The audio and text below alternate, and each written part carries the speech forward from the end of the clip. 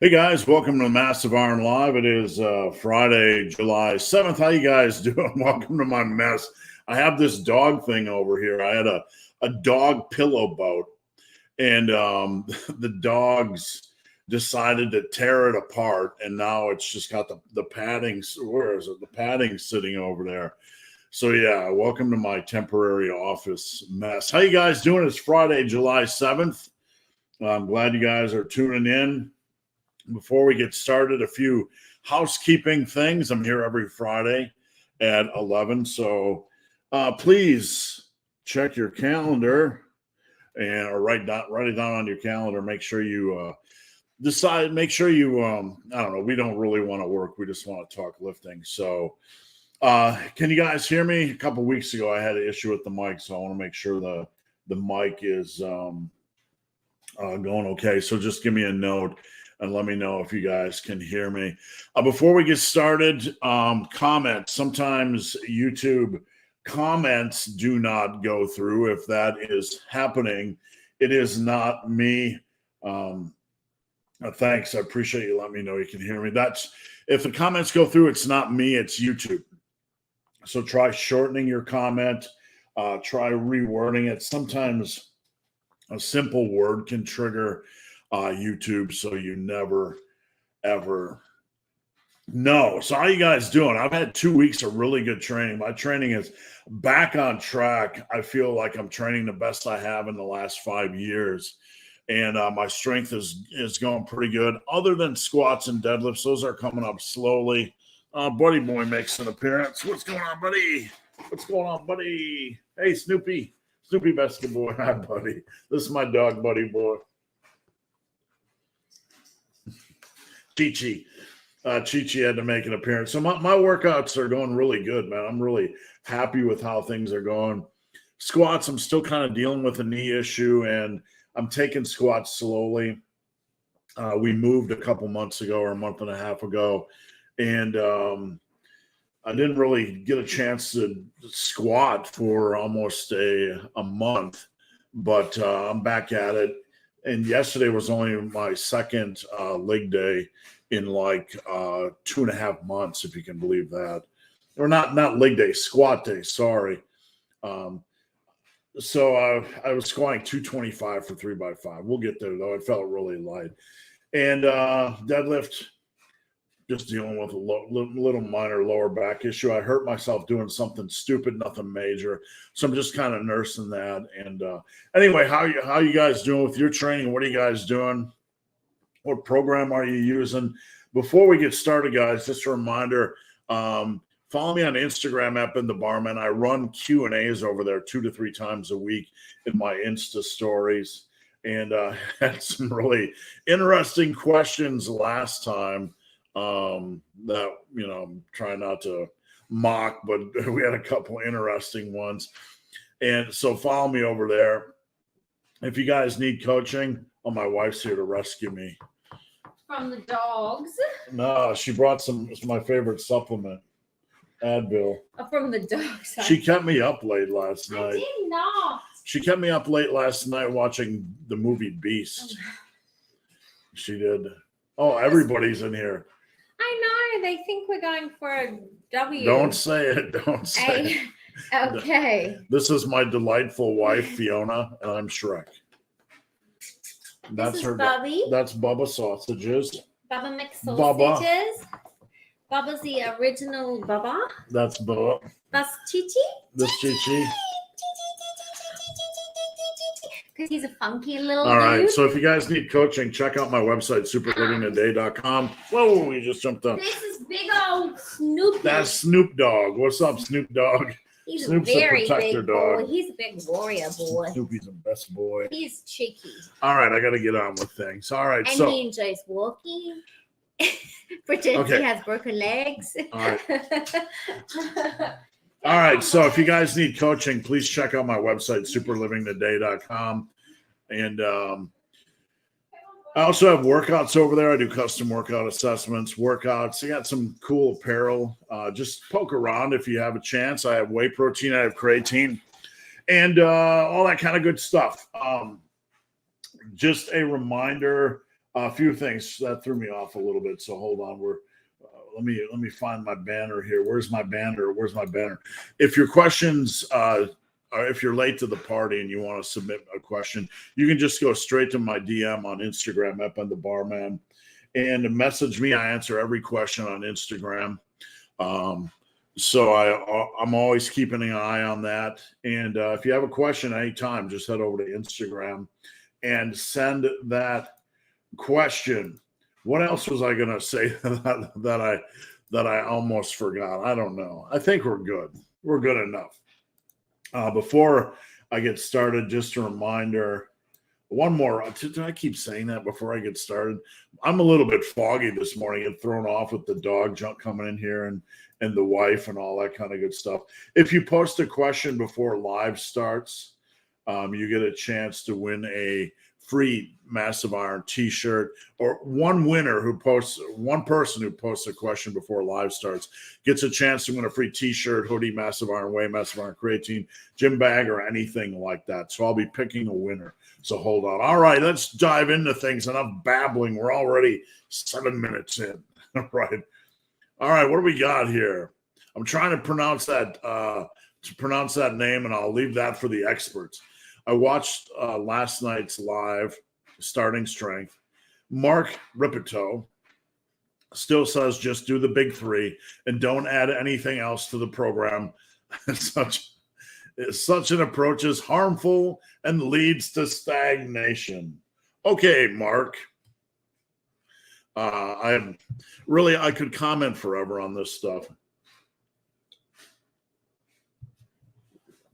But I find it ridiculous. I really don't know what to say other than I'm concerned. We have a very differing opinion when it comes to lifting. If you want you just really need to phrase it like this or frame it like this. If you look at every lifter in the history of lifting that's built a lot of muscle and strength, no one's just doing 3 lifts. Just the cult of barbell, and I say that tongue-in-cheek, I'm not trying to be offensive or start a holy war, but it is cult of, what are you doing over there? Come here. It is cult of barbell stuff, right? Just do the big 3, and that's all you need. It's really reductionist and really silly. I mean, I don't really know what you can say more than that. To build a well-rounded physique, and well-rounded strength, you need a quality exercise selection. And honestly, if anybody doesn't believe that, then go your own way and do your own thing. I'm not going to fight you over it.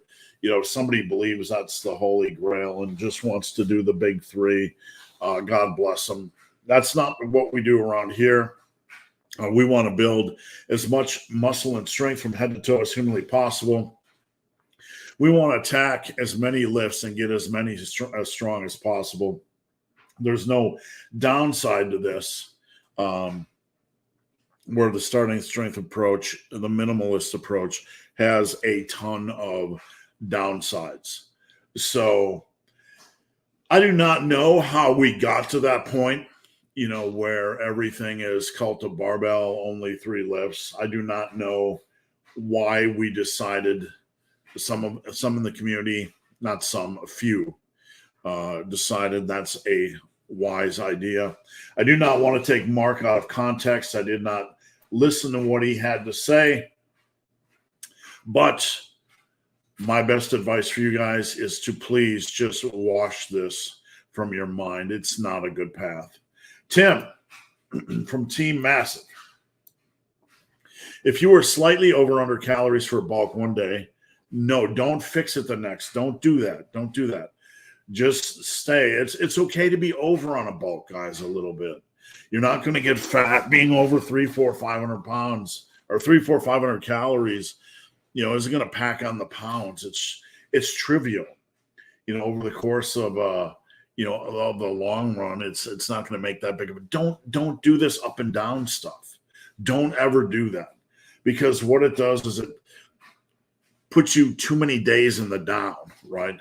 You have a calorie target and you need to hit your calorie target. It's the same thing on a cut.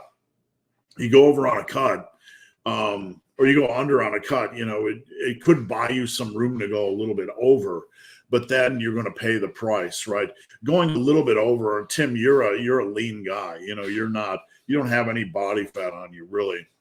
Going slightly over by a couple hundred calories, don't get into the obsessive compulsive world where you start to believe that that's going to make you overweight. It's not. People that get overweight routinely, regularly, daily abuse food and go way over their maintenance level. To get this might sound really silly, but it's a fact. If you think about it, people that are overweight really have to work hard to get overweight. They have to go over in calories over and over and over again for a long period of time. To gain like 10, 15 pounds a year, all the alcohol they abuse, all the fast food they abuse, and they might only gain 10, 15 pounds a year.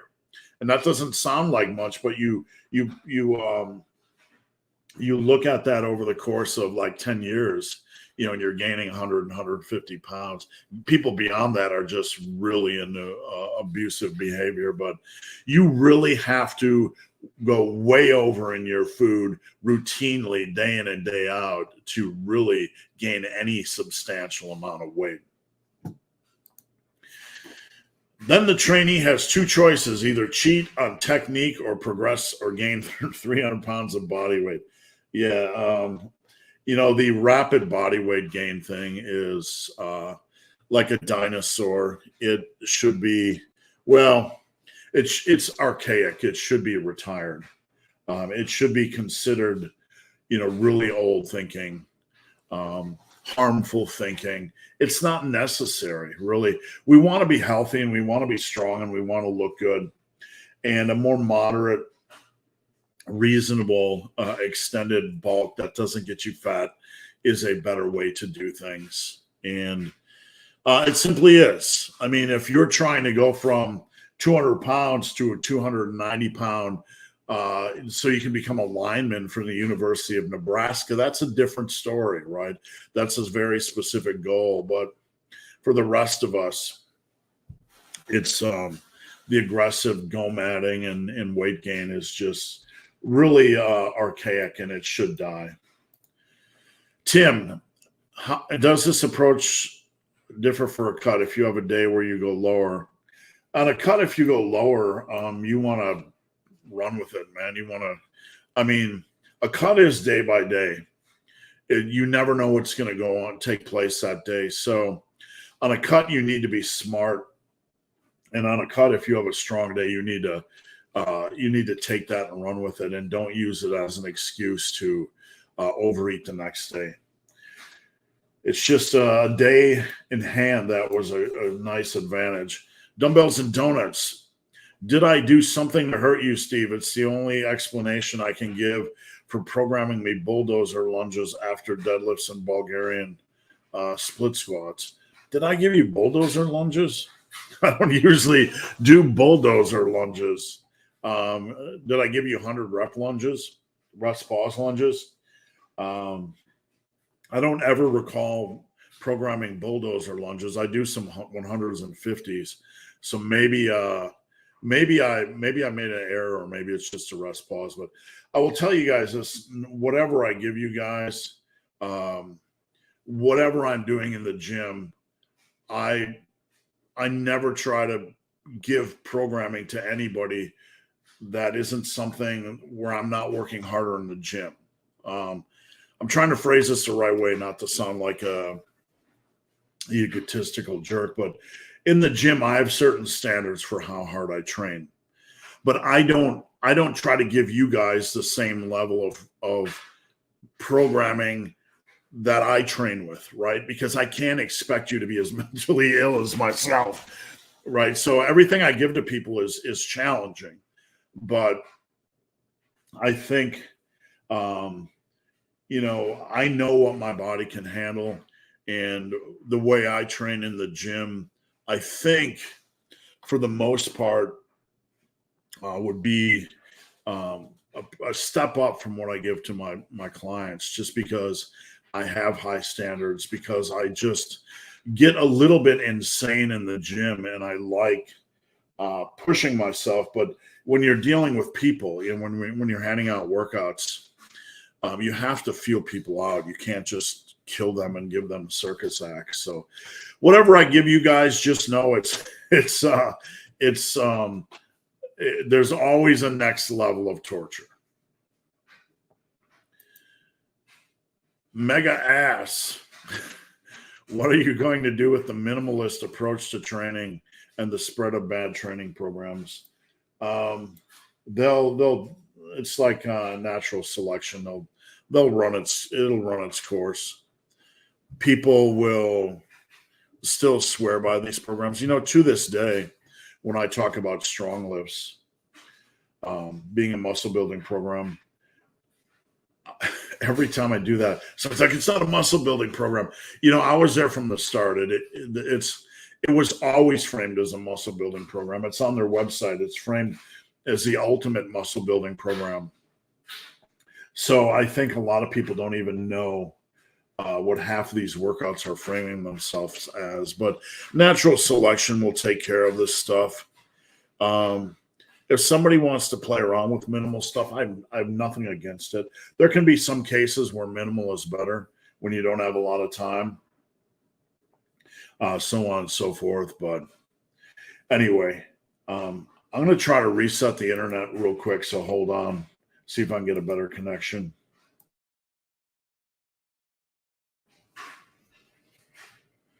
Let's see if I can get a better connection. Probably not. For some reason, it just looks a little bit low. But these types of programs, we have to be reasonable and rational and look at what everybody else is doing, everybody else that's building muscle, build a bigger picture of what is going on, and trying to arbitrarily reduce or minimize what we do. For what reason? What is the reasoning? Do we want to be sycophants? Do we want to be, join the cult of these people that, decide that you only need a minimal amount of exercises and that's hardcore? I mean, I've seen plenty of guys using tons of exercises that train pretty hardcore. So hardcore is more a state of mind and not just a random piece of equipment like a barbell. Big Robert, I remember I lost 2 years of training by approaching it this way, just by doing 5x5 big 3 lifts. Only got fat and had more weight. It's just, minimal training is minimal, right? It's not going to, you're trying to arbitrarily only use a minimum number of lifts. And why is the question? Why would you take tools out of your toolbox? It's like, I'm going to build a car, I'm going to fix my car, but I'm only allowing myself 2 tools in my toolbox. And some guru says this is the best tool, so I'm only going to have that tool in my toolbox. If you reduce it to the absurd like this, it makes no sense to reduce tools from your toolbox. It makes no sense at all. Barbell Bryce. Morning team massive. When transitioning from frequency to a body part split, what are some major things to consider? Number one, it's going to feel more intense in a different way. I'm not going to insult anybody and say it's the most intense. When I switch over to a full body workout and have to do everything in a day, it's intense in a different type of way. But when you switch to a body part split, it's going to be intense in a different type of way. You're probably not used to hitting a muscle so intensely, with such a great degree of intensity in a single workout, that it's probably going to create more soreness. It might feel very brutal. And as you move on from exercise to exercise, you will see the value of downgrading the intensity of that exercise. So I started yesterday in leg day and did squats, and then leg press and then leg extensions. You have to kind of move on to less impactful exercises because your energy is lessened. Your will to continue is lessened. You are very fatigued mentally or physically. Sometimes just doing all the heavy lifts becomes mentally fatiguing. So just going from squats and leg presses onto leg extensions is like a mental break. You get a nice little mental break, but you still can work hard in that zone. So Masori, hey. Mark, we got a lot of Mark questions. Said something quite idiotic yesterday. To not train, try it. I don't even know how to address this stuff, man. I really don't. To not train triceps and biceps at all, and only do the big three to get big arms. No, I mean, you want big arms. You need a lot of big compound movements. A lot of rows, barbell and dumbbell rows. Deadlifts aren't going to give you big arms. Squats aren't going to give you big arms. Bench will certainly contribute to your triceps. But I don't know what to say other than let's put this whole concept in a nice little sailboat and send it off to sea and hope that it ends up at the bottom of the ocean. Soy sauce banana. I've been on Team Massive since the beginning under my real name, but I've never taken full advantage. There's a lot of chat groups. Where does one begin to being active there? Well, on Team Massive, and if you guys aren't familiar, I run teammassiveiron.com. It is, think of a Facebook group, but we don't have trolls. We don't have hate. We have a lot going on. You can keep a lifting log. There's just general chat like Discord. Then we have topics of the day. I post a topic every day. So people can come back every day and look at the topic of the day.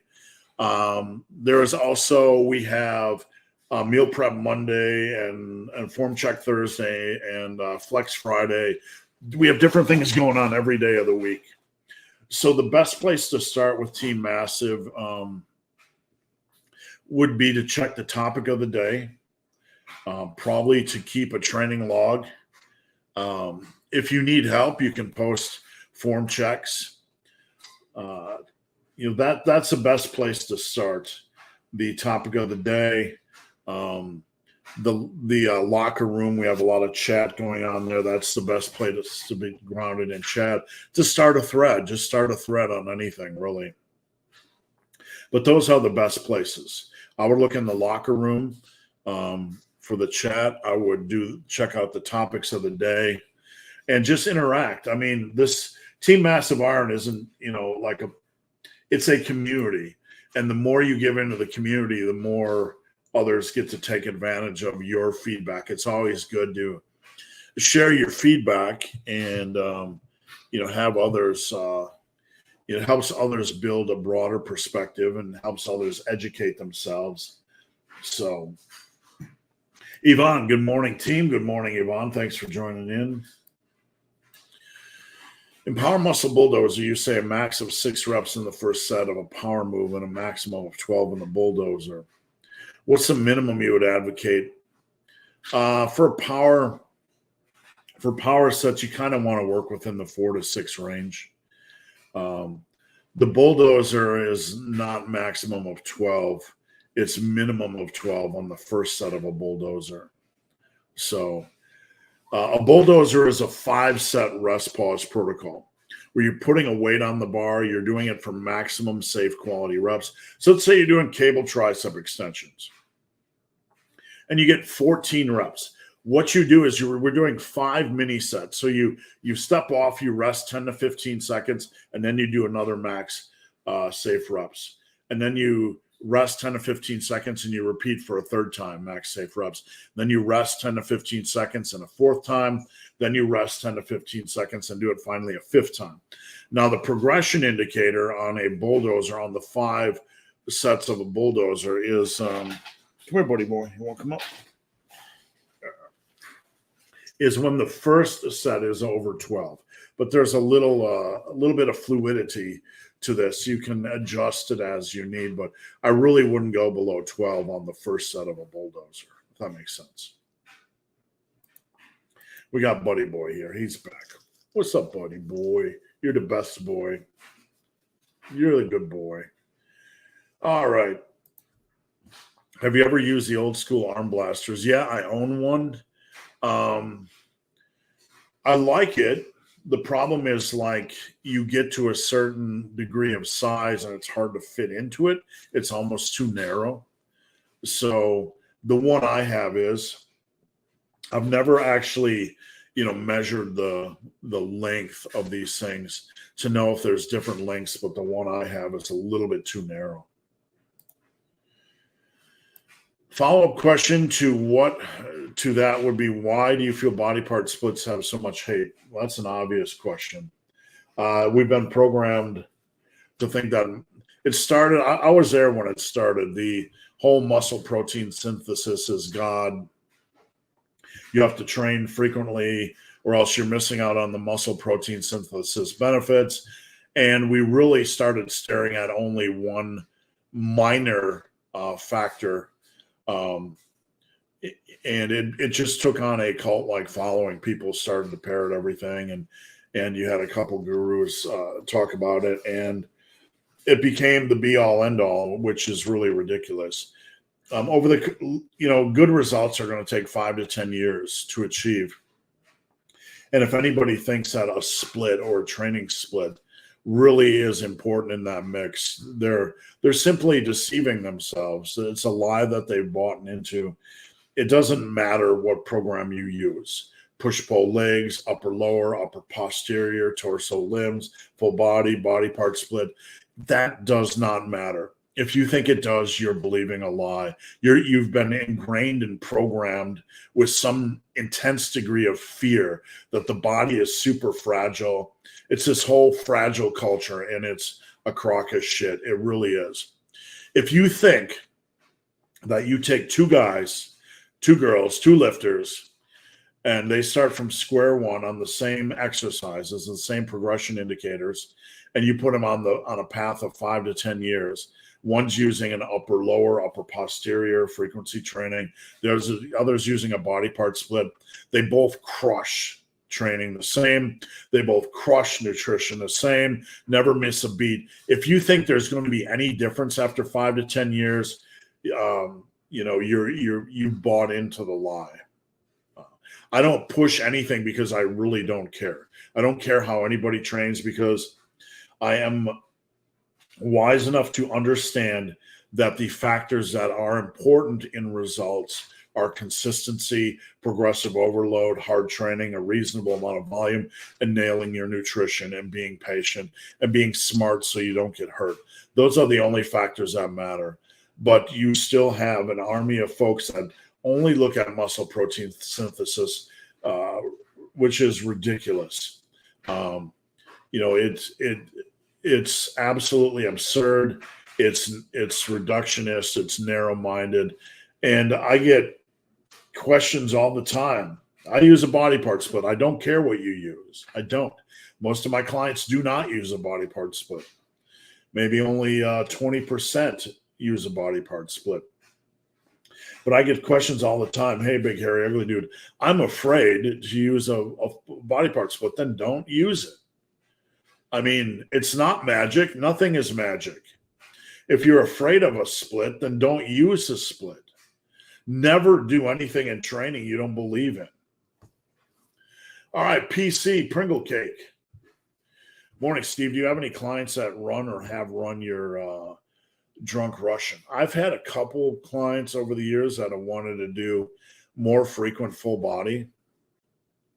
So yes, but it's really a program that you need to dial in a lot to make sure you have the lifts right, that you're nailing the recovery, you have the lift variance, you have everything really, really, put into place that makes sense. So I would consider it one of the hardest, I was going to say the hardest, but I don't know that it is, but it's certainly one of the hardest workouts to program, because you can't continue. You can't just do one lift 5 days a week, like bench, right? You have to have some variance, and you have to be smart about it. You don't want to go into like heavy benching with too much fatigue. So, for example, when I ran it, I would do like heavy bench on Monday, and then Tuesday I might do pec deck, and Wednesday I might do dumbbell bench 3x10. So I'd kind of rotate the intensity a little bit. James, James found my old article, 2-year plan for extreme mass on muscle and strength. Do you think it's still a good plan? I'm going to set Buddy Boy down here. He's not going to be happy about that. I still love you, Buddy Boy. You're the best boy. Okay, but I'm going to pull it up so we can look at it together. So hold on one second. Let me find a 2-year plan, extreme mass. 2-year plan for extreme mass. Here we go. Let me. Opera's trying to give me something about cash back. Thank you. No. All right.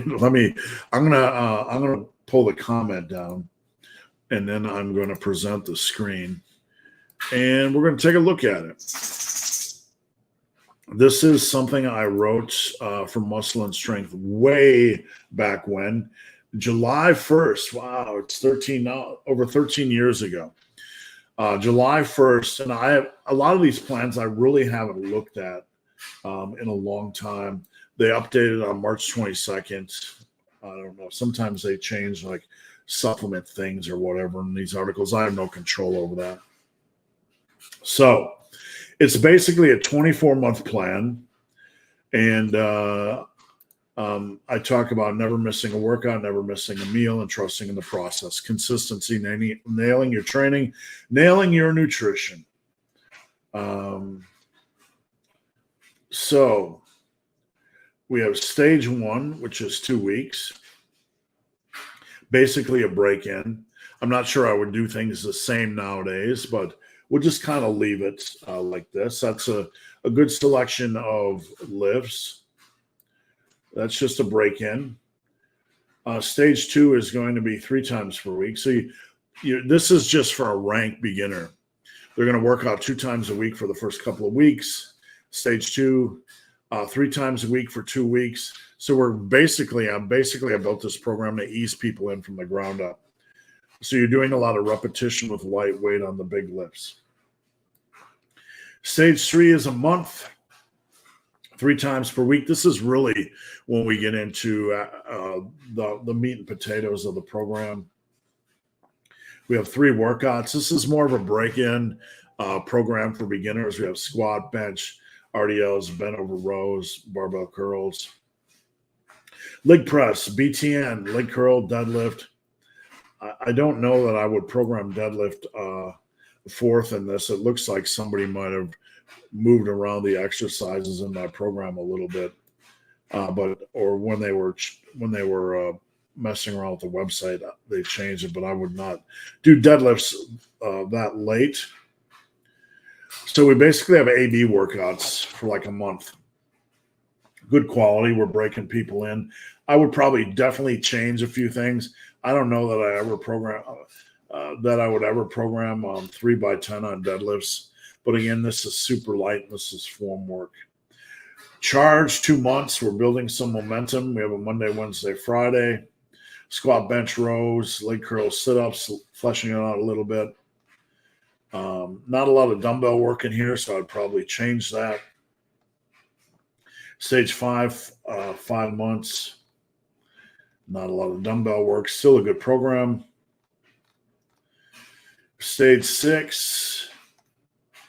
Basically, this is 16 months. This is you're really going to grind it out. You got a 4-day-a-week program, and you got some dumbbell rows in the mix. Dumbbell press. Yeah, this is a solid program. Very solid program. Tuesday is kind of a leg day, and Saturday is a back day. It's more of a body part split. So, yeah, it's this was written 13 years ago, and the bones of it are decent. Would I rework that? Yeah, I would probably rework it now. Slight tweaks.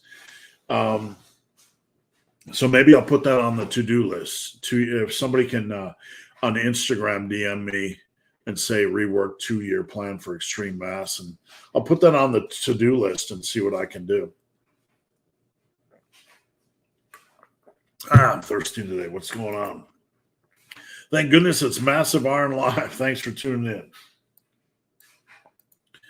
Where do you view Smith Machine as a whole? Good quality. I used to be very anti-Smith, I'm not going to lie. I think I was anti-Smith a lot back in the day because it was more about people looking for easier ways than it was more about the mindset. Folks looking for an easier way or easier path. And I'm always very much against that mindset. But I don't like the seated Smith overhead personally, because I find the bar path, I need it to be more natural.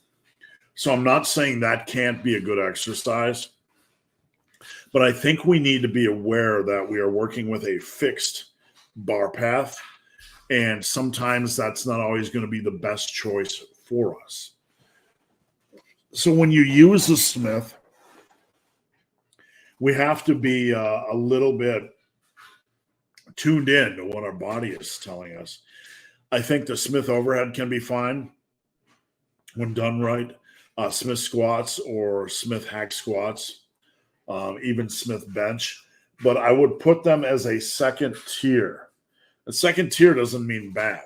First tier are the big hitters, the main priorities in your workout. And second tier, like if you do squats, a second tier would be like leverage squats or leg press. Those are still great exercises. They're just slightly below what I would consider tier 1.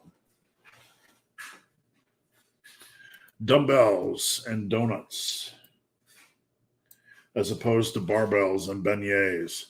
Deadlifts, I see. My bad humor, I can't help it. I see a lot of people drop the barbell between reps. We have to be careful because basically a lot of people are riding it down, letting gravity do most of the work. So that's what you want to do. You don't want to control it down. This will make some coaches out there shit their pants, but I stand firm in the belief that any coach that tells you to do an eccentric on a deadlift is a very inexperienced coach, because they don't understand really that the lower back takes a beating for the average trainee, and we never want to encourage a controlled deadlift eccentric for the average trainee. And anybody that disagrees with this, or any coach that disagrees with this, doesn't coach. And I don't mean to sound elitist, but I have worked with over 1,000 people probably by now, one-on-one coaching, in person, online, and lower back issues are one of the biggest areas of concern. We really have to watch the lower back stress. So we have to be super careful with that. And when you have a trainee that's doing squats and deadlifts and RDLs, and then maybe dumbbell and barbell rows, and maybe even military press, which can put stress on your lower back. When you ask them to start controlling the eccentric on a deadlift, you're asking for trouble. And some people are going to be like, but I'm sorry, but they do not understand what it is like for the average trainee, and we have to protect the lower back. Even then, I do not believe there's any value in controlling the eccentric on a deadlift. Deadlift is a unicorn lift, and it's one of the rare lifts where the concentric is very challenging, very, very challenging, the concentric alone. And there's a lot of value in the concentric, or lifting the bar off the ground, your yoke, your upper back, your lower back, your erectors, and to a minor degree, every other muscle in the human body. So we want to ride it. We want to control it down, but we want gravity to do most of the work. We don't want to drop the barbell. That's just being obnoxious. But we want to control it, but just slightly. But gravity is going to do most of the work. Is that making sense? Am I doing the right thing with adding weight in small increments so that I can get stronger? Well, I would have to see again. You don't want to fight the bar. You want to let gravity take it, but you want to control it to the ground while letting gravity take the bar. So be very, very careful what you're doing with your eccentrics on deads. Amanda P. What's going on, Amanda? Good question. Thoughts on using Smith machine on leg press? I've seen some people do it, or Smith machine as a leg press. I've seen some people do it. And, when I look at that personally, my brain is always like, what if, what if that slips? Because I have no personal experience with that variation, my brain's always processing what could go wrong. Like if I were to set up that exercise in the gym, my first thing would be to think, what could possibly go wrong and how can I prevent that from happening? So I'm always a little bit nervous when I see it that there's going to be some foot slippage. Bars can be really weird. I used a bar on bench this week that I hadn't used before at a gym, and the collars were rolling weird. So when I was unracking it, it felt like it was doing some weird, kind of centrifugal madness, and it almost felt wobbly when I unracked it. And that when you got a lot of weight over your head, can get scary. So on Smith, that's where my brain is going. Is it going to feel weird? I would definitely go super light and get the feel with it. Get the feel for it before going super aggressive. But if you ramp into things and you get a good feel and everything feels good, I would definitely give it a try. If you can get a bench with a big pad, and it's not always possible at a commercial gym that you can lay on, that's a good idea as well. Big James. When you build muscle, does it replace pounds from fat? What you have is you have a muscle cell, and you're not building new cells. You're expanding that cell. So when you build muscle, you're not doing anything with the fat. Fat is fat. Now, it'll take a little bit more energy to sustain that big, powerful, sexy muscle that you built. So it can bolster your metabolism, but that's not going to inherently cause fat loss. Big Albert, how about 1% MC type T for the Massive Iron Brotherhood? 1% MC. That might be way out of my 1% Motorcycle Club. Is that it? I don't know anything about that. Is that what it is? I would have to educate myself. Thoughts on doing 6 by 20 minute workout?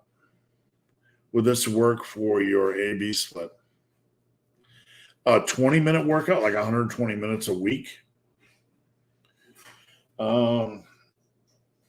When you're in this realm, you're basically looking at 2 exercises a day, including warm-ups, really. I mean, you're going to have some big impactful exercises in the mix. I'm just thinking through this, and that's going to be about 12 exercises a week. An hour workout, you're basically hour, 70 minutes, you're looking at like 6 exercises or 72 hard sets a week. So in this case, you're looking at about 12 exercises. That's about half the workload of where we would like to be. 12 exercises times 3 sets would be 36 sets. So you're looking about half of the workload, where I think you should aim around 72 hard sets a week. But Could you do this? Yes. I wouldn't do a simple A-B split. I'd work in some exercise variety. And Marnix, if you want to DM me on Instagram, this is a type of program I'd love to put together just to see what I could do. 2 exercises a day, 6 days a week. What can we get done in 36 hard sets? So anybody, Marnix or anybody wants to DM me on Instagram with this, please, someone do it, because I would put together this program, but you're going to have to you're going to have to be smart. Like, you might have to do squats and then dumbbell bench or barrel press. The next day, you're going to have to kind of mix it up a little bit. The next day you come back to legs, it might be leg press and lateral raises.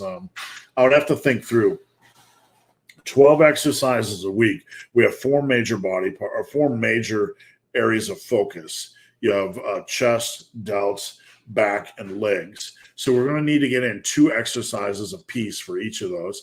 That's 8 exercises. That leaves us 4 for biceps, triceps, hammies. So I would probably put in 1 exercise each for biceps, triceps, and hammies. Or you could leave hammies out and do 2 each for biceps and triceps. But then you don't have traps, abs, calves, which are optional, of course. But you would have to figure out if you want to work those in. Big Bob Fish. What is it about Amazon drivers that you love so much? Most of them are pretty good. Most of them are pretty decent. But I don't know. The hub in Dayton, where they hire a lot of the drivers, they don't always I don't know if I can blame the drivers, though, because, when you get half of our packages, they say delivery attempted, they can't find where we live. So, if you're a major company like Amazon and you can't use all the data to pinpoint where that delivery is going, then you probably have an inferior system. What does a current typical full day of eating look like for big, hairy, ugly dude? Calories are usually 1,800 to 2,200.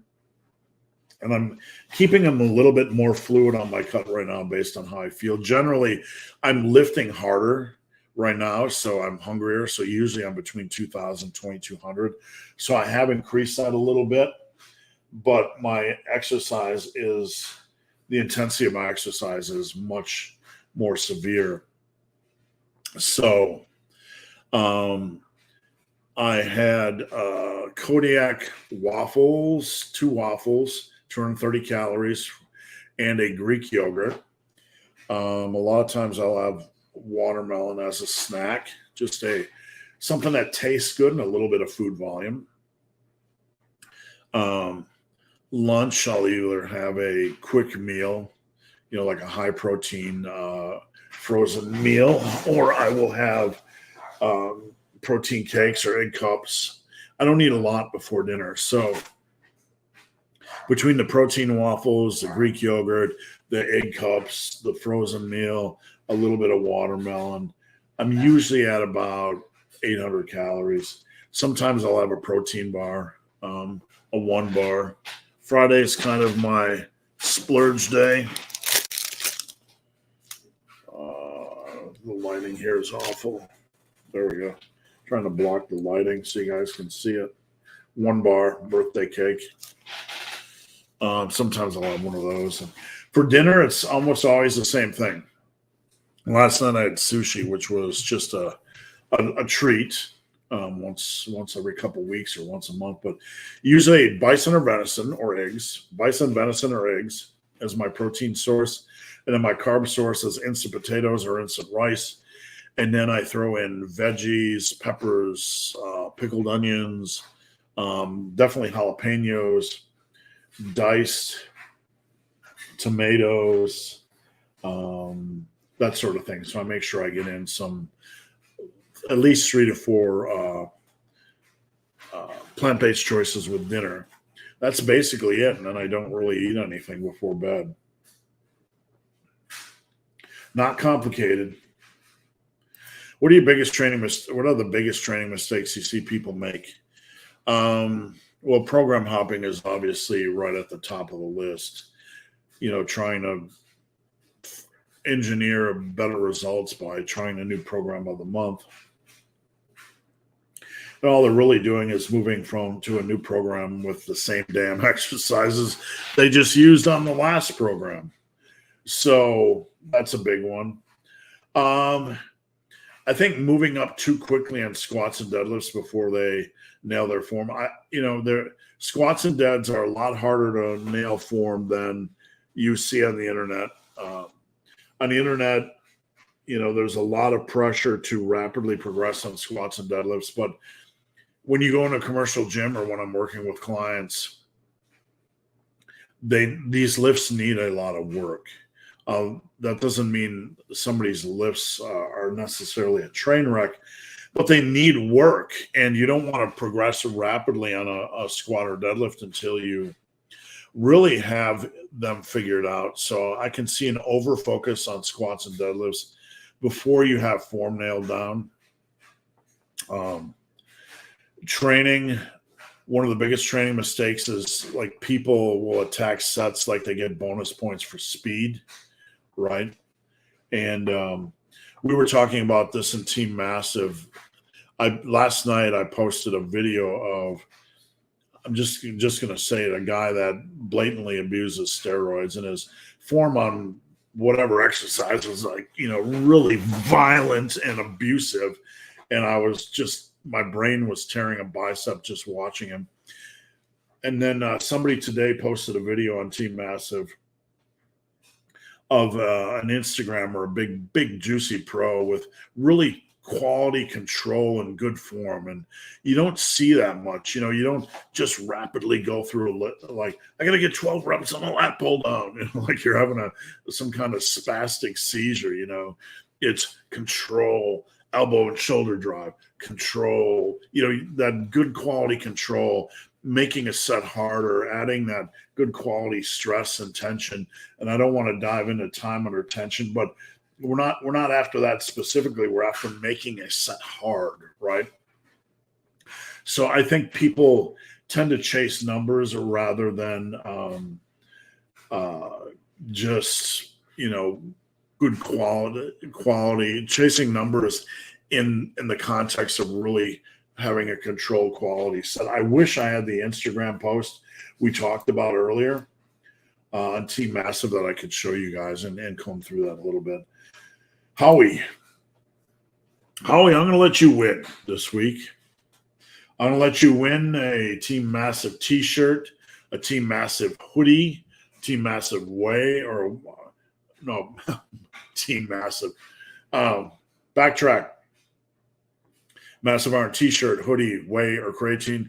Or if you're not a member of Team Massive, you can get a Team Massive membership. So let me know. Hit me up on Instagram at Ben the Barman or email me, benthebarman@gmail.com. Big, hairy, ugly dude. Would you say potential muscle mass is the same for everyone? Yeah. We can't just, there are way too many genetic variables to say that some person can only gain X and some person can only gain Y.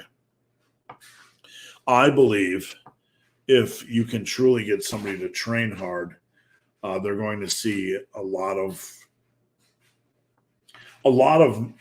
progress. They're going to see, they're going to far exceed what they thought was possible. Believe it or not, I'm a smaller boned individual. My wrists when I was heading into college were like 6.2. Excuse me. A lot of people assume I'm big boned because I'm big and ugly.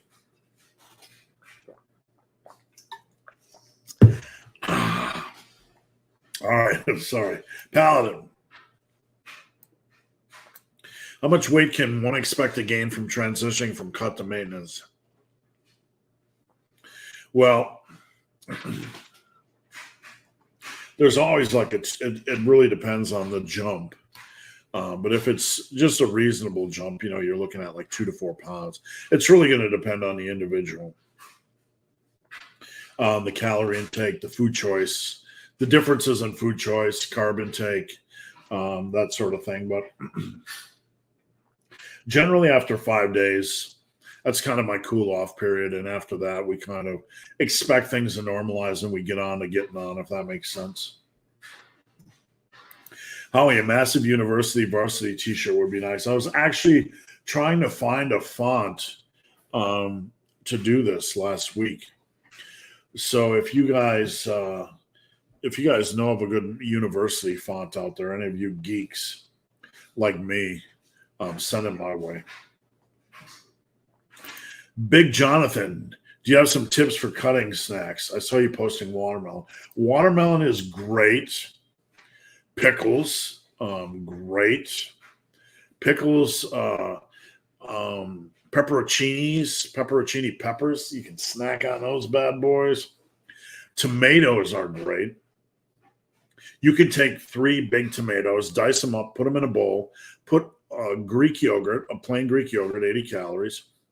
Put in some Frank's Red Hot and a little bit of salt. You have this big bowl of goodness. Even if you don't want the Greek yogurt, you can put in this big bowl of tomatoes with Frank's and salty, spicy. It kind of hits those buttons a little bit. Here's a weird one. Pickled onions, right? Cocktail onions, the little pearl onions. They have a great taste. You can find them at the supermarket by all the other, pickles and peppers are. Those are awesome, man. You can put those in your little tomatoes. You can add that food volume into meals. I add them on top with a lot of jalapeno peppers. That's sort of like, you can also get sugar-free pudding. And, you can get a couple of those and add in some whey if you want. I do a lot of 3-berry blend, blueberries, raspberries, and whatever, blackberries. And I mix those. You can get the the frozen 3-berry blend and mix them with Greek yogurt. That's good to have at night when you want kind of ice cream. So all those are big food volume things. Yesterday, you posted a physique of Ahmed looking solid. How much body fat percentage does he have in the picture? I'm trying to post client. Let me see if I can pull up Ahmed. Ahmed just finished a bulk and let me just present the old screen-a-roo here. Screen-a-roo. That's my client, Troy, getting after it. Troy's a monster. We'll just watch Troy here for a minute. Troy doing some rows. Troy's in his 50s and a superhero. All right, so let me figure out how to get to where I'm at. Where are you at? Where's a regular? Oh, that's massive fitness equipment. Where's just the search? There we are. Let's see. Bend the bar, man. There I am. All right, hold on. We're going to look at Ahmed. Whoops. There's Ahmed. Ahmed is, when you look at body fat percentage, do they have any lower belly fat? Do they have any man boob fat? Do they have any love handle fat? If not, they're under 18%. So he's not sliced and diced, but he's a good 15.5 to 16%, in that range. And, another 10 pounds, he would be pretty shredded. That's Ahmed. He just finished a bulk and then a cut. And this is my other client, one of my other clients, Owen. Owen's a monster. He's got 11 days left on his cut. Looking spectacular. So I only post client results that, when they feel comfortable. So I have a lot more clients that are seeing great results that I'd like to share, but not everybody wants to be pulled into a world where you have 21,000 people on Instagram looking at your photos, and I can respect that. Kevin Scotty tuning in. That's Wisconsin for those of you keeping score at home. Albert, if you can share what his journey was. Ahmed wasn't anything specific. I think Ahmed was a classic guy that was a little bit skinnier, and he basically bulked up and then leaned back down. Just a normal bulk and cut for a skinny guy. So, looking at Ahmed, that's what you have to understand is his results are very impressive, because when you move from skinny guy to really respectable, almost an MMA type physique, where you're not a mass monster, but you're looking really good, that's really good progress. I mean, a lot of young guys would love to look like Ahmed, especially at the beach, right? But what I typically do is have guys do 10 to 15 pound bulks and then cut the same weight, and they end up at the same at the same weight, but leaner.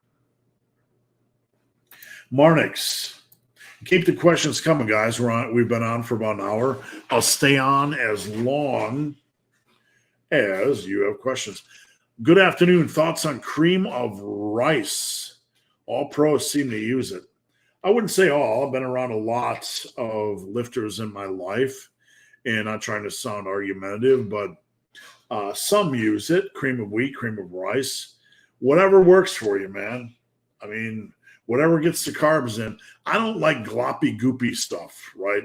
That like oatmeal, cream of rice, cream of wheat. Not my favorite thing to eat, because you kind of have to.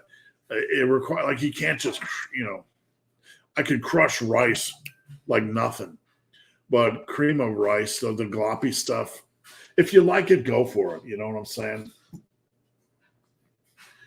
On Team Massive, are most of your workout programs and PDFs there? Yes. I have a lot of workout. If anything's not on there, I'll add it. But I have a lot of my articles. I have a lot of my workouts, really going way back.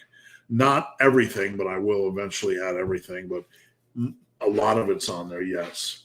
And if it's missing, the guys can just let me know and I'll add it. Harut, what's going on? Hey, gang. Steve, curious if a transition to a bulk from a cut is a good time. Yeah, absolutely. That's when you want to change programs. Because when you're done with a cut, when you start a new program, you're going to have a 1 to 2 week break-in period with the new program, because it's like a new dance. You're trying to figure it out. It's like a new rhythm, a new pattern, right? So in the week or two when you're trying to figure it out, that's when you're basically ramping up your calories and changing your diet as well. So it's really good for those to kind of coexist at the same time, if that makes sense. Big Chef, what's going on? Raphael, good morning. How you doing? Good, thank you. I train 3 days a week, 2 days upper, 1 lower. Where do you suggest adding the deadlift? I guess I would have to know the split. Like, I just put together a workout for a new client this morning that upper A, upper B, and then legs and arms in the middle. So 3 days a week. There's various ways to do this. So I don't know how, when you say upper, it could be chest, delts, and back, or it could be upper and posterior. I don't know if you're training back with lower. What I would probably do is I would do 2 uppers, chest, shoulders, back, 6 sets, 2 exercises each, or 6 exercises, 2 each for chest, delts, and back on the upper days. Then on the lower, I would do legs and arms, but leading off, one time I do squats, and then whatever. And then the next week I would do deadlifts, maybe leading off, and then lighter squats. I don't do squats every week. But that's kind of how you could do it. Brandy, good morning. Always enjoy your videos. Thank you. Does your wife train? I was hoping to get more information. Let me see if I can get her real quick. Hold on.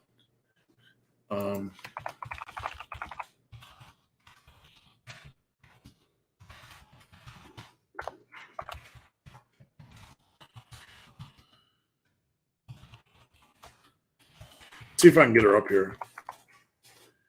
I just messaged her to come up. And hey, Fiona. I don't want to yell too loud in your ear. Let's see if I can get her to come up.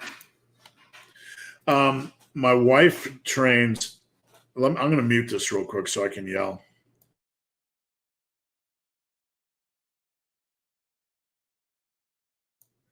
I don't know if she can hear me. My wife trains pretty hard. She doesn't train with me. She does a lot of different things. She does lifting 3 days a week, does a lot of Zumba. She does pole dancing. She does a lot of general fitness stuff. And she's actually, we're actually working on putting out content for her because she trains harder than I do. And that's not an exaggeration. She has the experience of being an ultra runner, and she's in her late 40s. You know, she's in really good shape. So we've been talking about, you know, getting her channel and information. We've been putting together programs because, you know, working with me, I do all the form stuff, but you know, she knows my wife is like no bullshit, right? She's no bullshit at all. She does not tolerate excuses. She's super hardcore. She just read the message, so we'll see if she comes up within the next minute or two. She's working on a new dress, so I'm not sure if she will or not. Let's see if we can get her to come up. She didn't respond. We'll see. We'll move on, and then we'll come back, Brandy. So I'm going to work. Do you think squatting barefoot? I don't like it, man.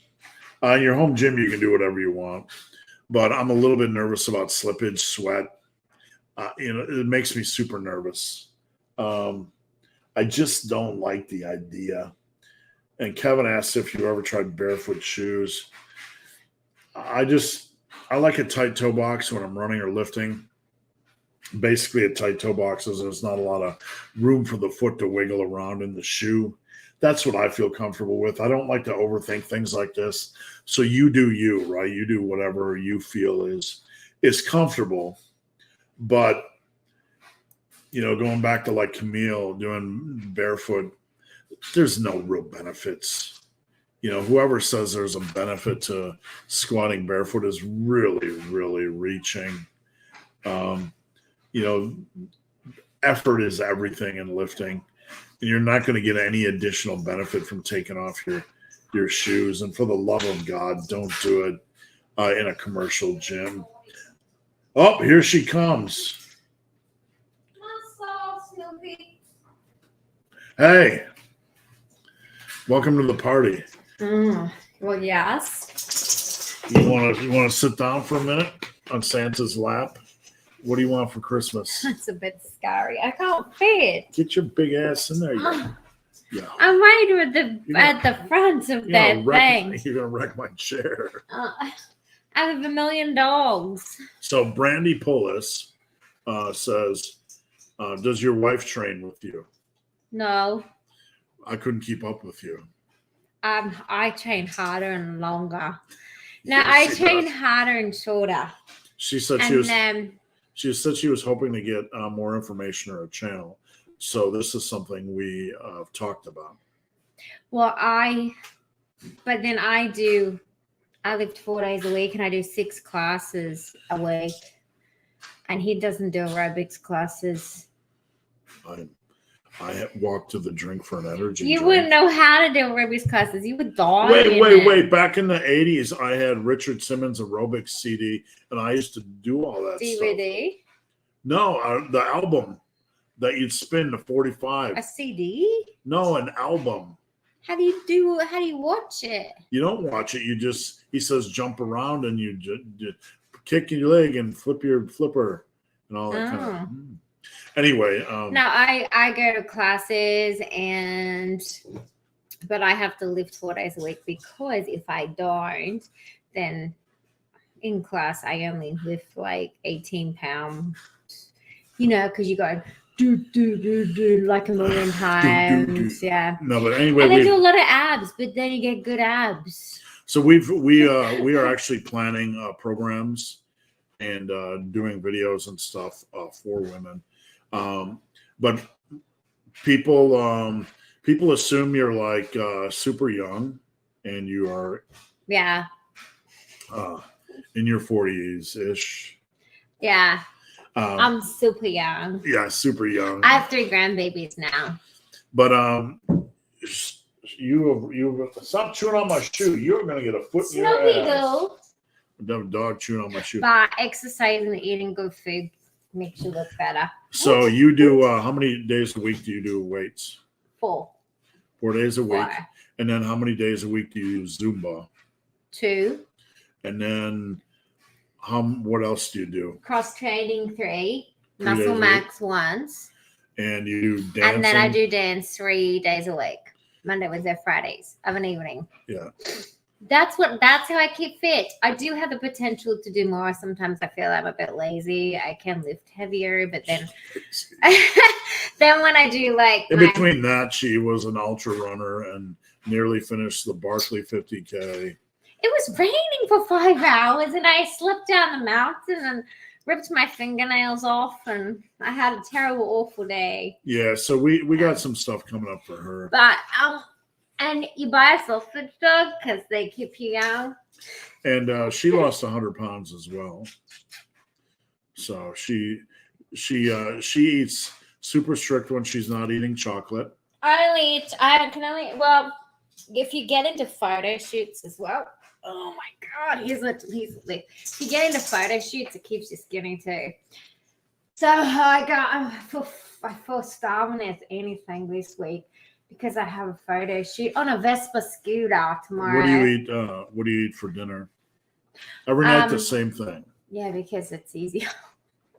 So I come home from dance class, and then I have to feed these cheeky boys, and I even meal prep cheeky boys. And so I put lean, the leanest mince I can find, the leanest, beef. The 97% fat free. And I put that, then I put broccoli, mushrooms, what else? And then I put a taco seasoning, then I put cherry tomatoes, then I dish it all out, and then I'll have power greens. And I'll heat up the meat at nighttime, chuck it on my power greens with like natural Greek yogurt because I like that too. I'll mix it all together. I don't measure. Like I'll get a roll of like the mince, and I'll just do 2 servings, but I'll just eyeball spoon it out in containers. And then power greens, I just grab like a huge bunch. And the yogurt, I'll just scoop out like spoonfuls. I don't measure it because then it's not really gonna so you're matter. You're not like a low carb you're not like a low carb Nazi. You're not like trying to turn the world low carb, but she doesn't eat any really complex carbs. I don't add carbs. Well, I have my flapjacks, my cardiac flapjacks with mixed berries and yogurt, and my collagen protein every morning after when I get home from the gym, because I have a protein shake before I go to the gym, and then I have that when I get home from the gym. But if I have a burger, I whip the bread. Yeah. You don't need the bread. I just eat everything else. We're not carby Barbies in the house. I'll have meats, veggies. If there's chips on my plate, like when we go out, like a big fat steak fry sitting there with seasoning, I'll probably have 4 maybe at the most. Yeah, usually that's the way we approach things like that. It's not like I don't need it. Against it. I just don't enjoy eating that stuff. Well, it just makes me fat and bloated. So that's why I don't eat it. All right. I'm going to get on with the rest of the fun. And I eat chocolate once a week. But if I eat chocolate, I don't eat anything else. I just eat a huge Sometimes chocolate she has bar. ice cream for lunch. That's true. Okay. But then I don't eat anything else. Sometimes she has ice cream for lunch. If I'm having a terrible, awful day. Yeah, she'll message me. Sometimes we'll have terrible, awful days. She'll ask if it's okay to have ice cream for lunch. And then I don't eat anything else. Okay, say whoop. All right, later. I don't know what he's barking at. He's crazy. All right, later. Zach, I've been doing both front and back squats on leg days. I just recently got a safety squat bar. Can I replace both front and back squats using? Yeah, you can do whatever you want. Come on, boys. That's a reasonable exercise selection. I did safety squats yesterday. I don't particularly like front squats. I just tend to tear up my back a little bit. So any combination you want is completely okay. Big Michael N. You've been a big proponent of combining long distance running and lifting. What's your advice to someone who wants to run races from 800 meters to 5 kilometers and be big and fast? Well, first off, you probably don't have to run much weekly to maintain that. It could be as little as every third day. What I would probably do is run twice a week for 20 minutes, 25. And then on Saturday when you have time, or on Sunday, do a little bit of longer run, depending on how you feel. That's all you need. And it's not going to impact your training, your muscle building. The body's not that fragile. You'll be absolutely fine. MG254, good morning, big hair ugly dude. How long should one be on the same weight until they try to progressively? You need to have some. You need to have some set in the mix for an exercise where you're trying to move up in weight. When your form is good, whatever the lift is, you need to have one set where you are trying to move up in weight, where you're trying to push safely. I do that at least one set per exercise even now. So, that's always got to be in the mix. You just can't go weeks and weeks and months without having a set where you're trying to push the envelope a little bit.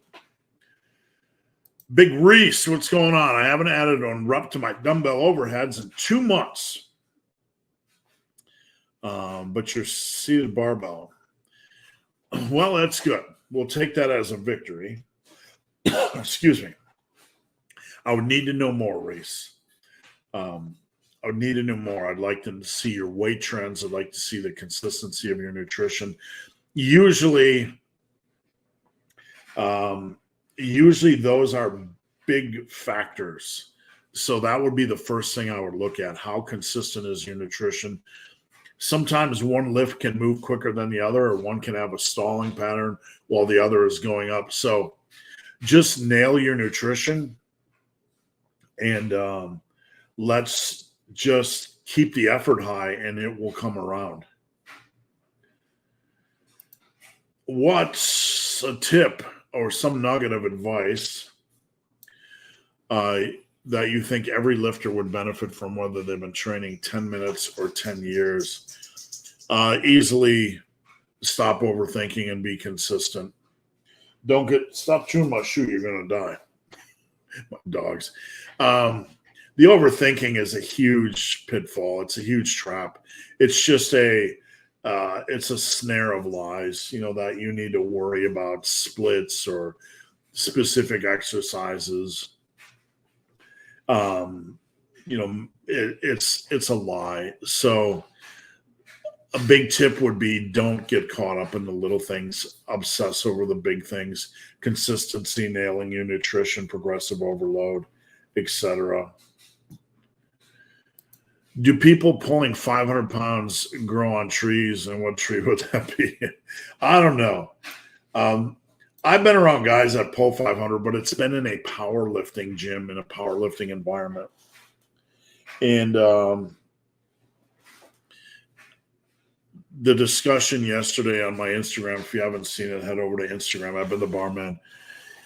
Was Hummel said that 500 wasn't a strong deadlift, and I disagree. I've never seen anybody in a non-commercial gym pull 500, or in a non-powerlifting gym pull 500. I've not seen it.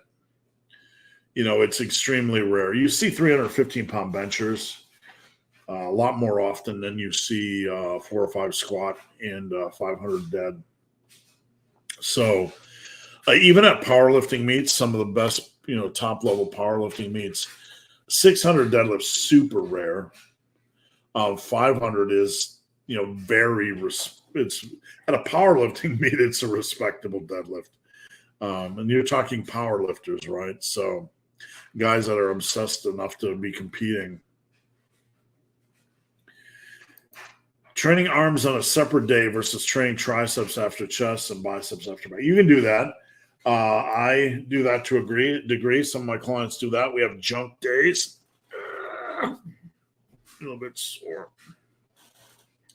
we have some of them have junk days where they do extra arm work. I did a junk day last Saturday just because I wanted to work out. I went in, did rear delts, arms, and calves. I did calves for the first time in forever, man, probably 15 years. So you can do it either way. It doesn't really matter. Paul from Team Massive, what's going on? Rico says, good evening. That guy 6.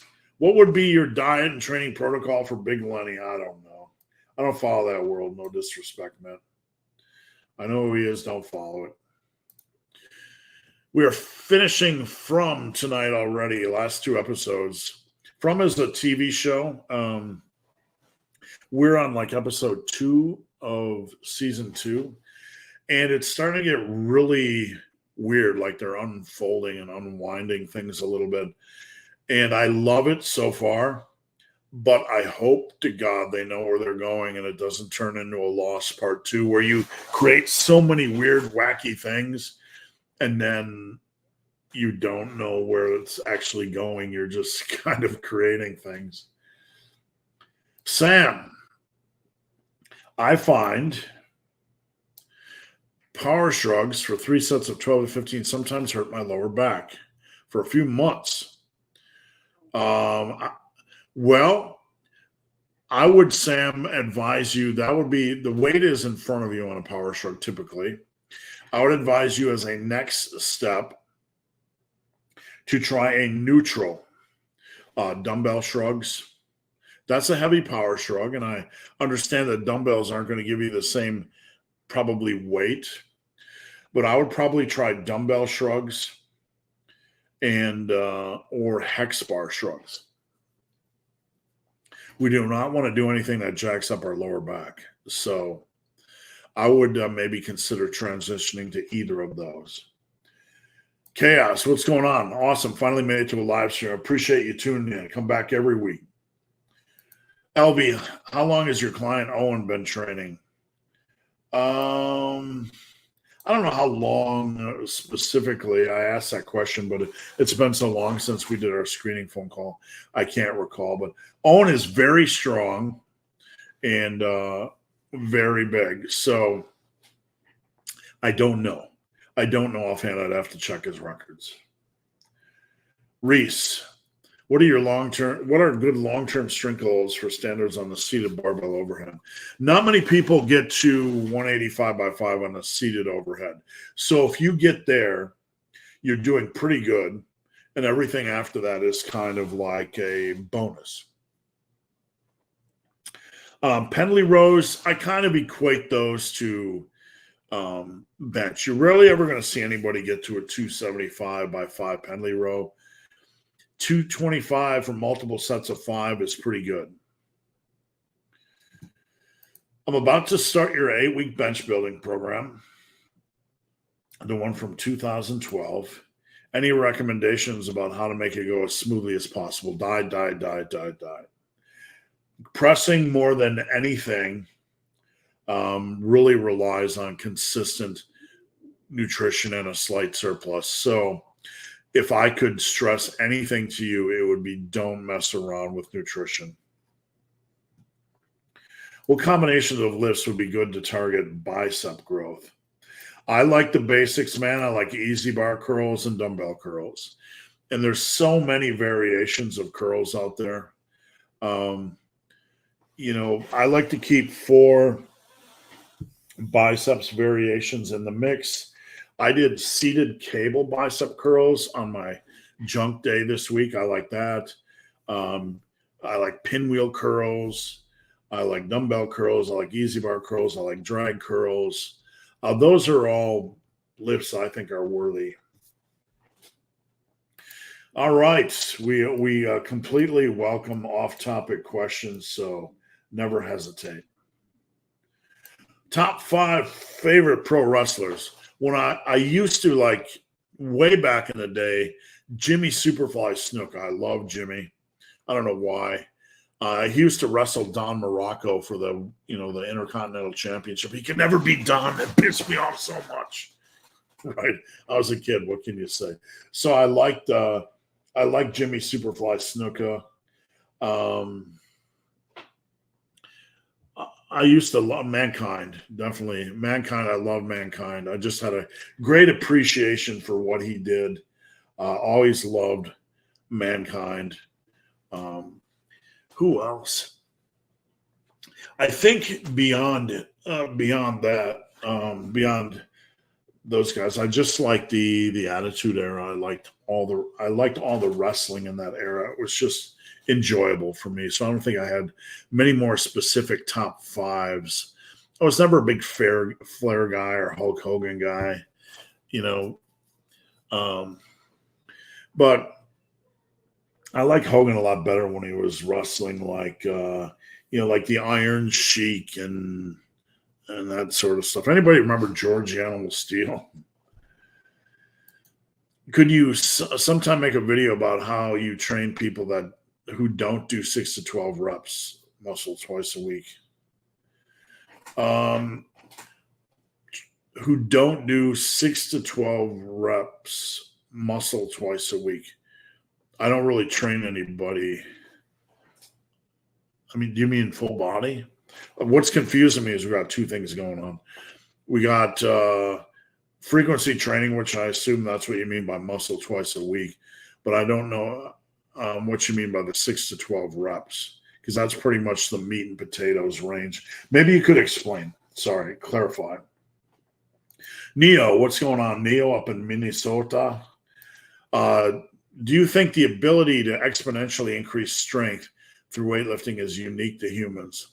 Like if we taught a gorilla to, I think it's a great question, but I think that I think most animal species would share similar abilities to get stronger. So, hormonally and, for anything that has muscle tissue, the muscle tissue is able to strengthen or adapt. So I think anything could get stronger. Why do you think Pendley rows are more popular? I don't think they are. Most people that come to me aren't doing Pendley rows, and I have to introduce them to the lift. Most, not all, maybe 80, 90%. So I think we tend to see them more in our circle, but I don't think they're more popular. I think they're better on the lower back. They allow me to focus better, get better drive, get better feel. Thank you. I would definitely pay for a rework version of the 2-year. Yeah, a lot of those old programs I'd love to do. So just hit me up and I'll put that on the to-do list. Thank you for the Q&A time you provide. Thank you. I appreciate your support. During my workout time, which one should I do first? Always compounds. Always compounds. You never want to do the weaker muscle group and weaken a smaller muscle group headed into a bigger muscle group. What do you think of the Arnold split? It's all right. Well, I mean, it's a decent way to train. You just have to structure it properly. But yeah, it's a good split. Can I hit natty potential by randomly hitting exercise and workouts? You got to have some focus, man. I mean, you can't just randomly, even in the randomness, some structure pattern is going to develop. You're far better off. You can't free jazz your way to the top. You got to have, something has to be some sort of structure. Structure facilitates better results.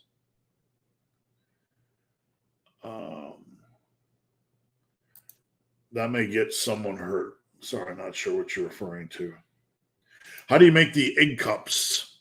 There is a video on, if you go to the main page on my YouTube, and I'm just going to search this to verify it.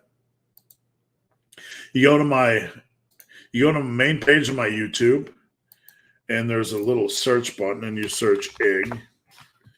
And the first one that comes up is how to make egg cups. And I have a whole video with my wife.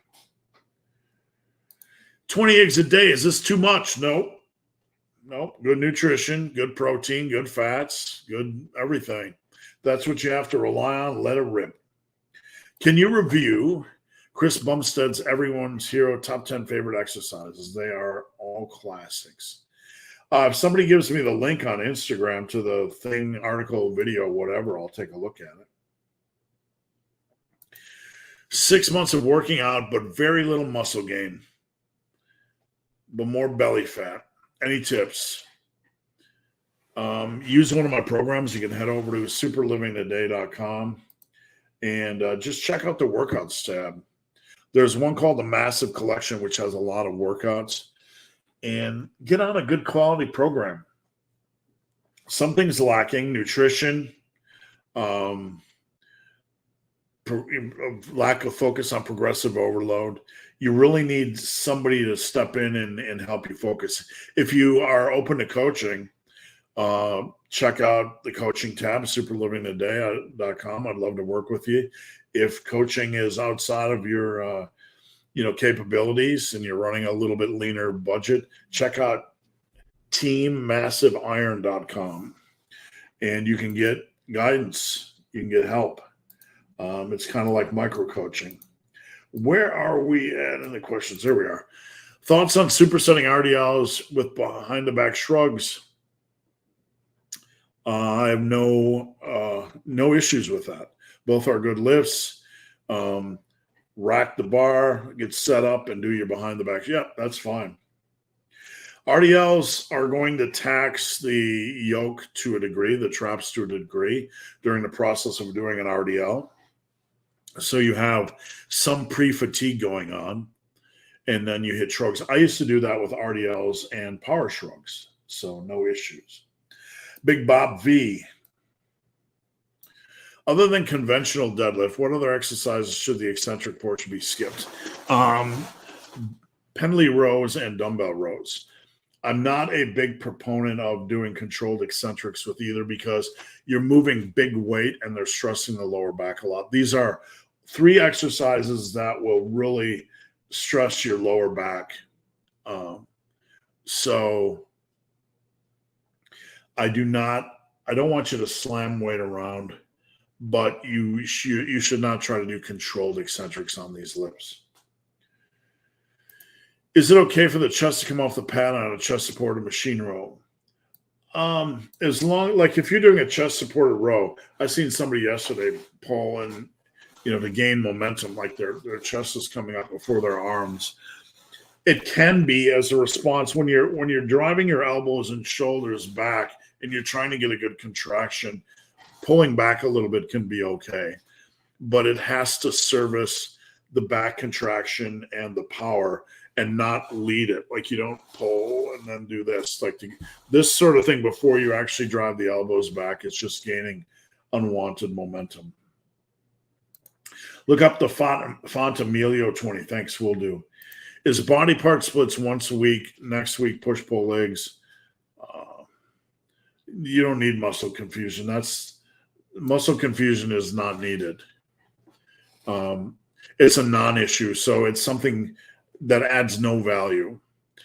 And the problem with programs like this, and I've thought through them before, is you could do chest on Monday and then or whatever, and not get around to chest on the push-pull legs until like Wednesday the next week or something. So I would consider that just complete trash, and never use the term muscle confusion again. It needs to go to the bottom of the ocean with minimalist programs.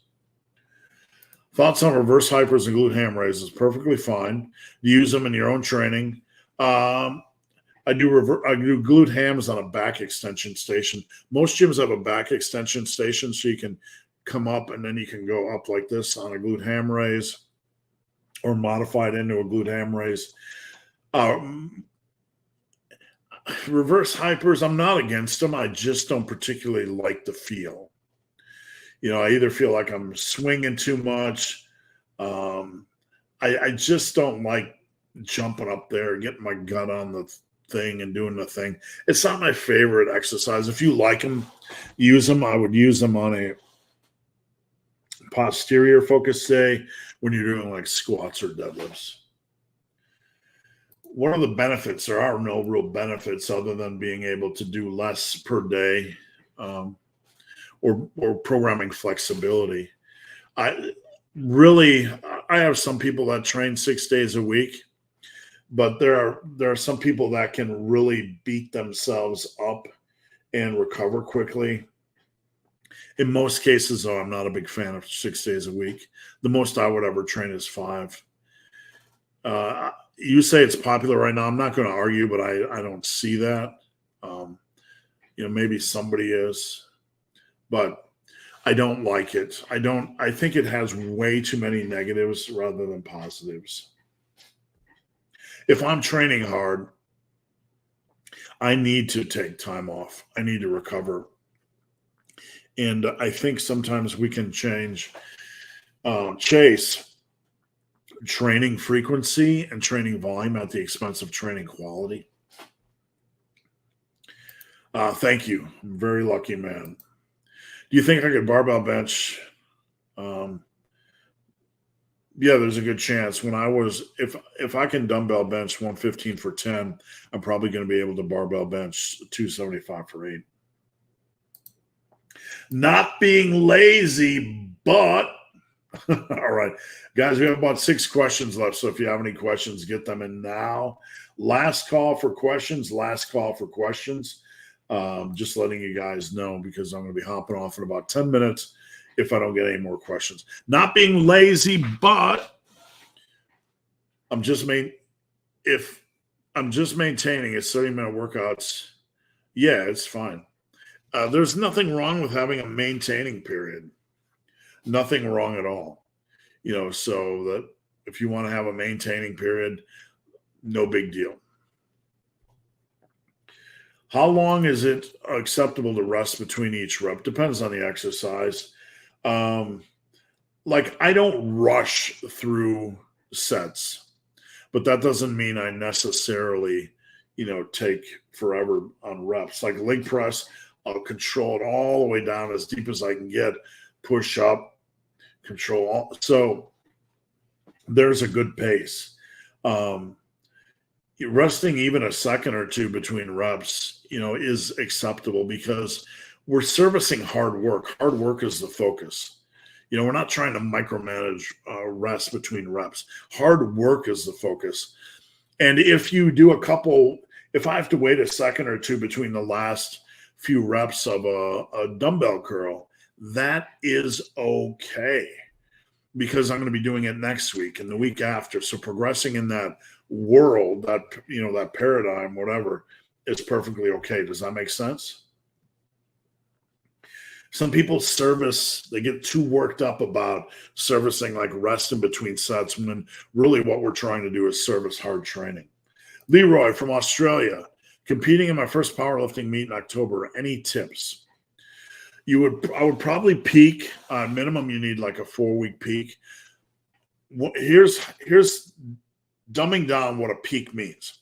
When you're training, you have strength levels and you have fatigue levels. If you're really fatigued, it'll outshine your strength and you won't be able to perform as well, right? So headed into a powerlifting meet, strength, fatigue, we want to peak where we're ramping up in weight over the course of 4 to 8 weeks, while reducing our fatigue. So the more your fatigue gets reduced, the more your strength can shine. So a properly structured peak of 4 to 8 weeks, or even 12 weeks if you want to get hardcore, but I don't really believe a 12-week peak is necessary. I would peak. A 4-week peak gets kind of cramped. I have a template for an 8-week peak. I think it's even on my website, superlivingtoday.com. Is it? Did I put that up there? I have videos about peaking. Let me just go here real quick to my website and search peak.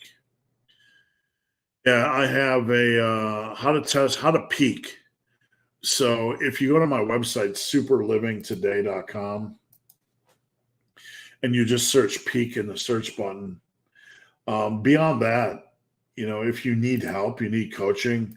I coach powerlifting. I've coached a lot in the real world, from Special Olympics to teens to many women on the platform.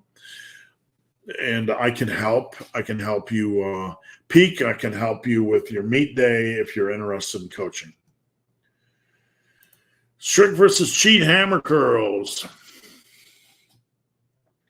If it's servicing the contraction, I'm okay with it, right? But in my mind, everything has to service the contraction. Am I getting a good bicep feel and contraction? If you're doing that, you can allow them to get a little bit cheaty. Troy, as a client of yours, would I benefit from joining Team Massive? Yes, and it's any of my clients I want to join, just let me know. I'll hook you up for free. Team Massive is a community, so it is a gathering place for like-minded individuals. It's the opposite of what social media is. Social media community, no. It can be, but social media also has a lot of negatives. Team Massive is community. It's no trolls, no hate. We rarely ever get heated debates. I mean, we discuss things and with respect. We were discussing things this morning, and but it's a community and it has a lot of value. And some people don't find value in communities. Some people would prefer to hide or stay out of communities. But it's worth checking out. So if you want access, just let me know.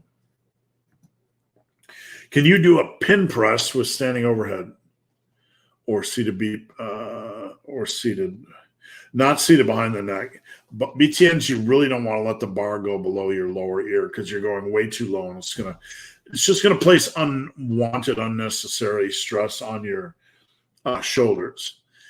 So standing overhead press, you can start from a pin position, absolutely.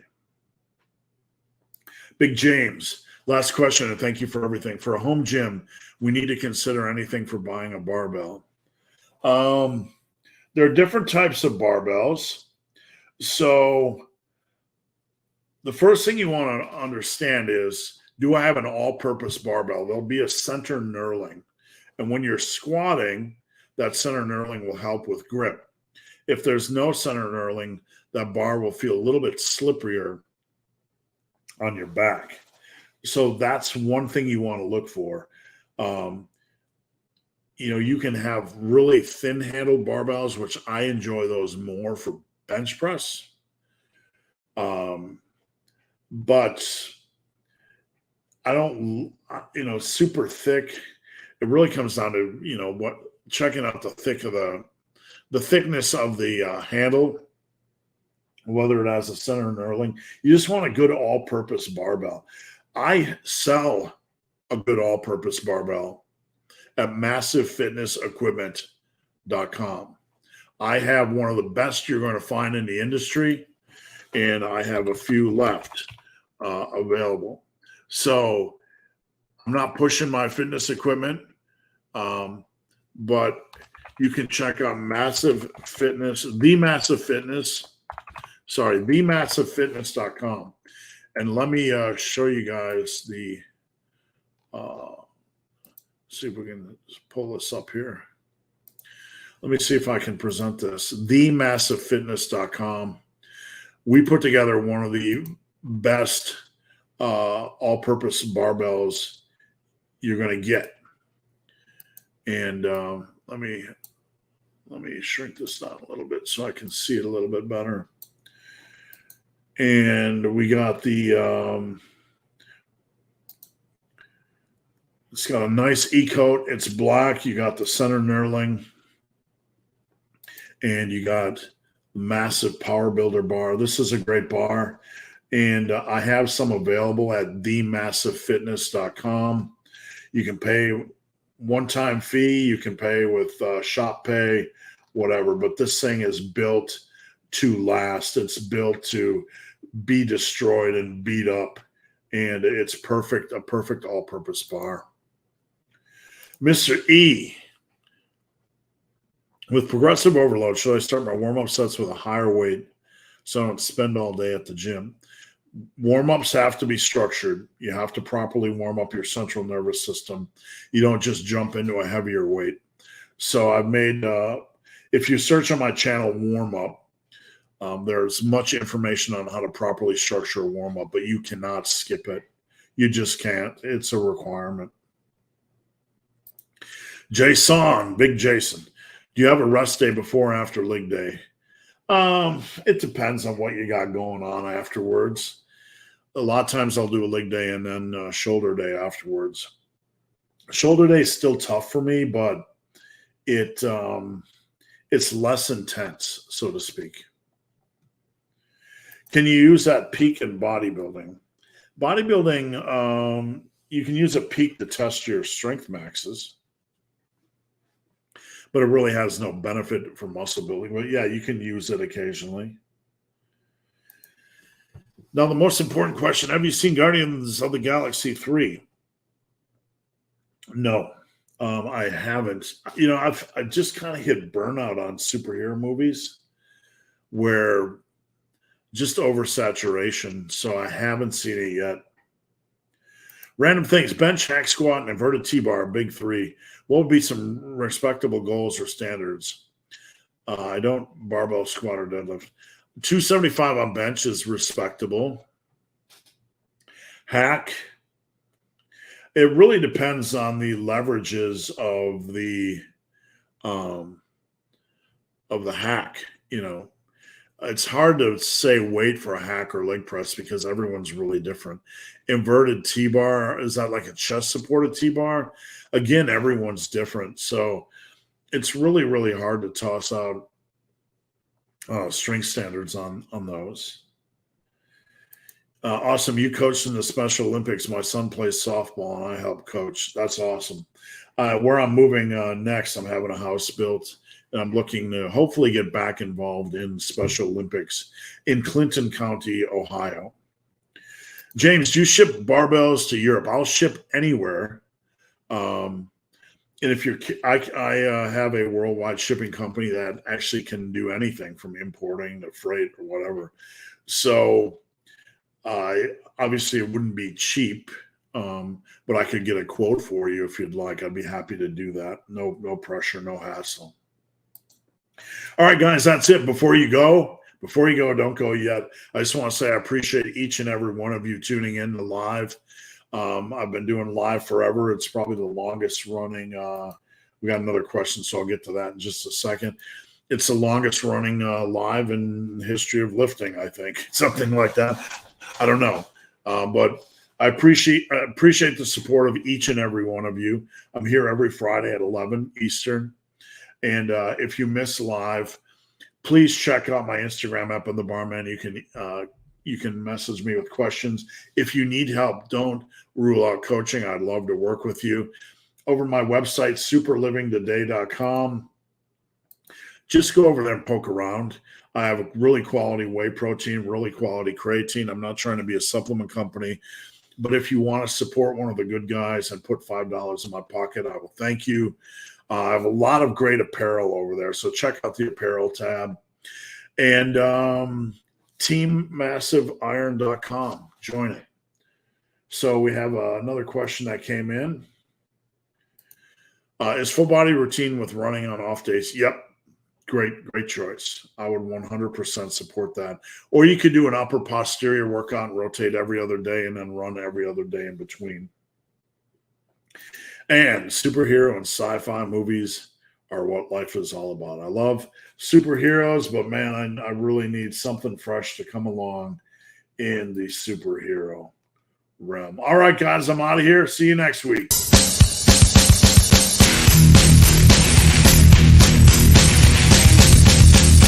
It's not almost over. It's not almost over. You're not almost there. You're not almost there. You're not almost there.